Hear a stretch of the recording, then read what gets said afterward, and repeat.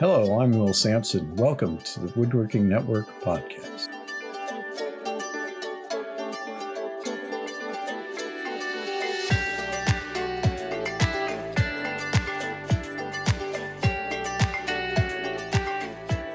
Welcome to this episode of the Woodworking Network podcast. Join us as we explore the business of woodworking, big and small, and what it takes to succeed. I'm Will Sampson. This episode is sponsored by Fdmc magazine, and don't forget to take our survey at woodworkingnetwork.com/podcast-survey. Today we'll be talking with Martin Goebel, who is a stellar representative of today's young woodworking entrepreneurs. But first, I want to talk about birth of a woodworker.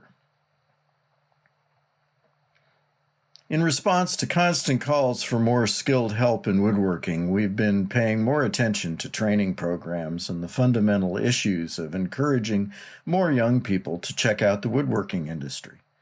To that end, we've been launching surveys and asking the same key questions of woodworkers of all ages. How did you get started in woodworking? What inspired you?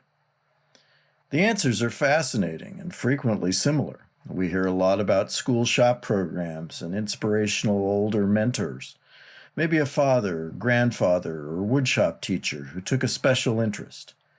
In some cases, it was carrying on a family tradition to a new generation. In others, the young person was discovering a new interest that had nothing to do with whatever the family background was. My own story is kind of like that. My father was in manufacturing, but really only as a financial executive. He did the usual small do-it-yourself projects around the house, but he was no great craftsman. I started woodworking because of what today seems an amazing program that was part of the Los Angeles public schools in the early 1960s. Outside my first grade classroom were a bunch of metal lockers filled with woodworking hand tools. Somebody had decided that introducing manual training to children as young as 6 years old through simple woodworking projects would spur learning. The program was integrated into the regular curriculum. We were studying transportation in the first semester, so we used woodworking to make simple boats and cars and trucks and airplanes. It was all quite primitive. Take a board, use a handsaw, and cut two intersecting 45-degree cuts on one end of the board, and then grab a coping saw and cut a rounded section at the other end. Voila! You had the bow and stern of a boat. Add a dowel for a mast, or stack up some blocks of wood for a superstructure to make an ocean liner. Take two boards and nail them crosswise to make the wings and fuselage of an airplane. Nail some hobby wheels to a block of wood to make a car or truck. I made a helicopter, cutting the shape of the body with a coping saw and nailing twin rotors to the top to look kind of like a Chinook chopper. I painted it blue with common school tempera paints. There was no special teacher for the program. Regular classroom teachers supervised and taught us basic skills like how to start a cut with a handsaw. I don't recall anybody getting hurt.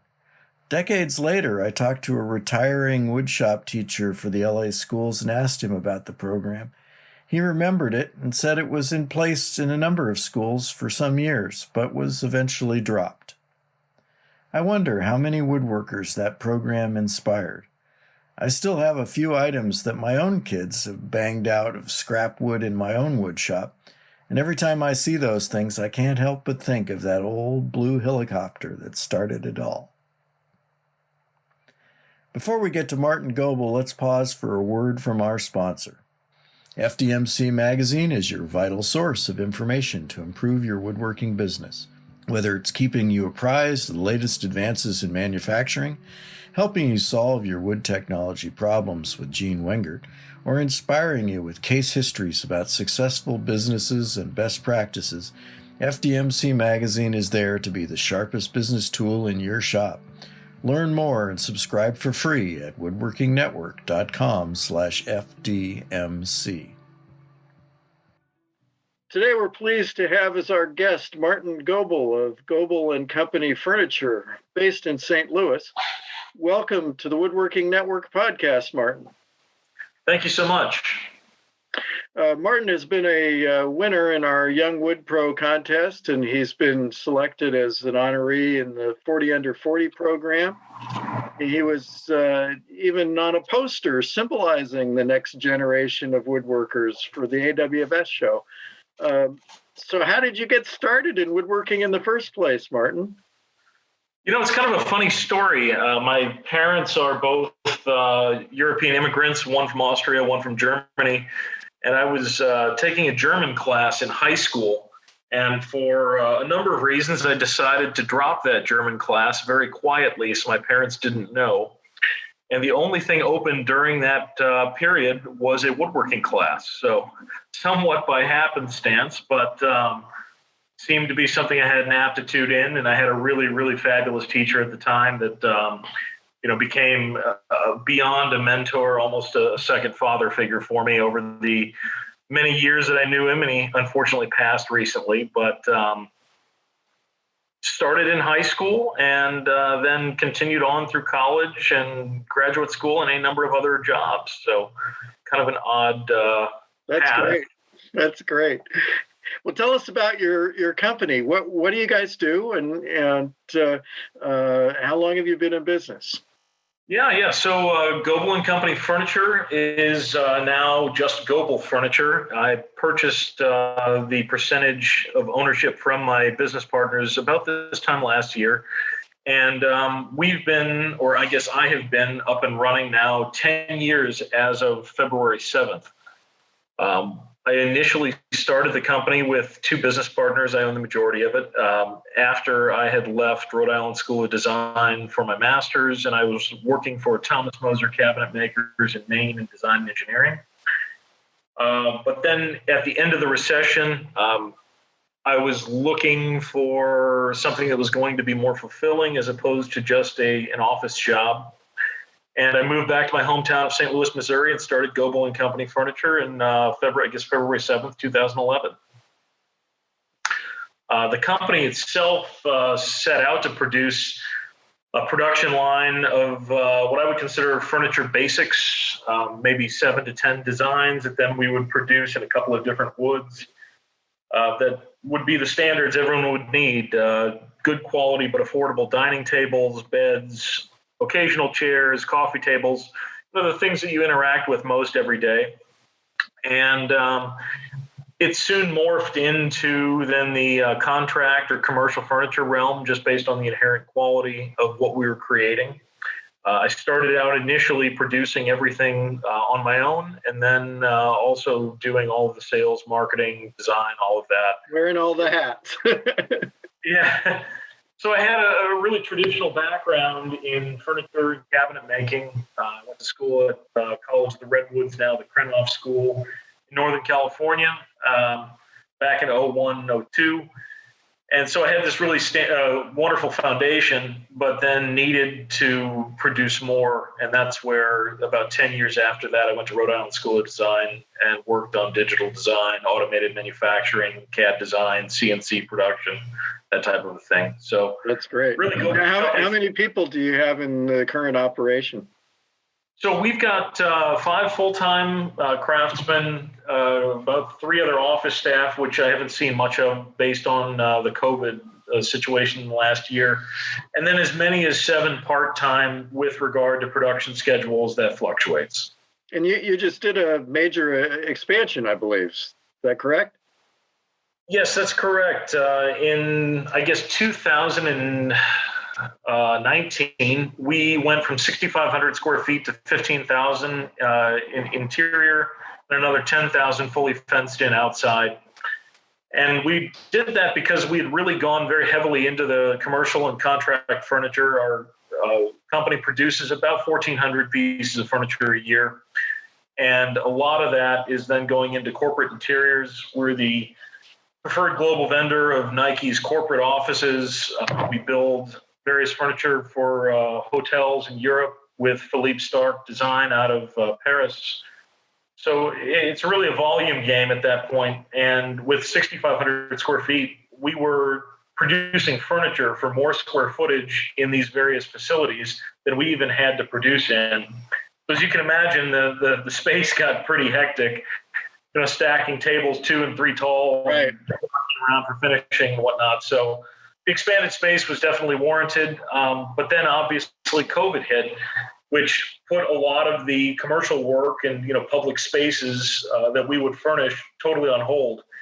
So there's been quite a transition over the last year back into a lot more residential furniture. So our production line still produced 200 or 300 pieces a year, but and maybe 40 or 50 completely custom concepts. And a lot of that work has flip-flopped this year. So now we're more focused on residential because people are stuck at home. right. Well, we're hearing a lot of more development in home office and homeschool kind of things too, where people are needing to set up a more professional facility at home to do those things.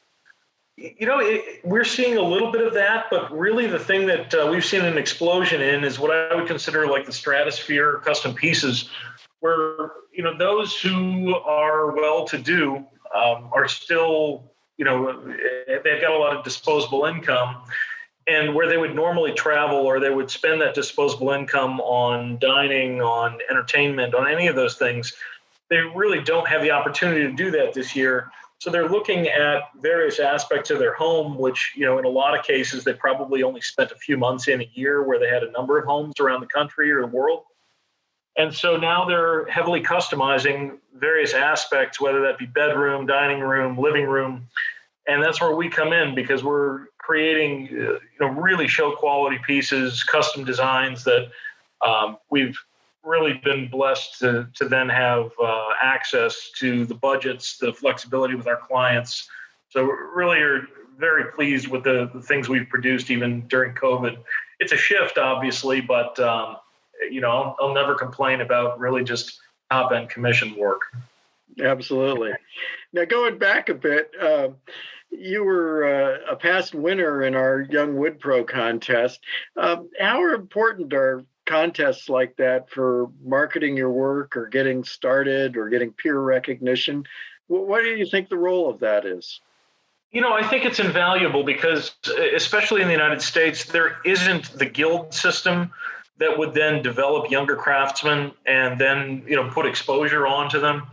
I've worked for a number of different companies, both freelance and then as a employee. But, companies don't exist without sales, plain and simple. It doesn't matter what you think of, how great a craftsman you are. If you're not bringing in money, there's no business. And I think that in the United States, the whole idea of better quality craftsmanship, the better quality products, American manufacturing, if I can venture to go that far, there needs to be a spotlight put on that. And, anybody that hasn't been in school in the last 20 years doesn't intuitively understand the technology that is now entering our field.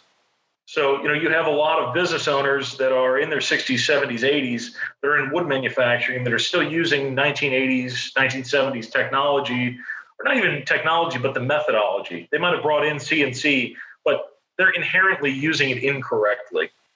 So now you've got a number of companies like mine here in the US that are run by people.